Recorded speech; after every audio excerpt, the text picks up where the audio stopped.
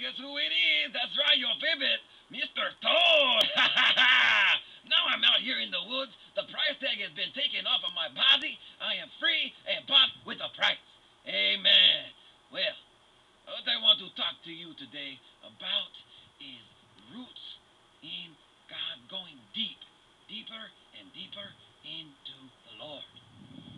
So, remember the parable of the sower, where the Bible says very clearly that some seeds fell by the wayside, and the fowls came and devoured them up. Some fell upon stony places, where they had not much earth, and forthwith they sprung up, because they had no deepness of earth. In Matthew 7, remember what it says? The fool who builds his house upon the sand, when the winds and the waves blew on the house, it beat against the house with great force. And because it was not solid foundation upon the rock of Jesus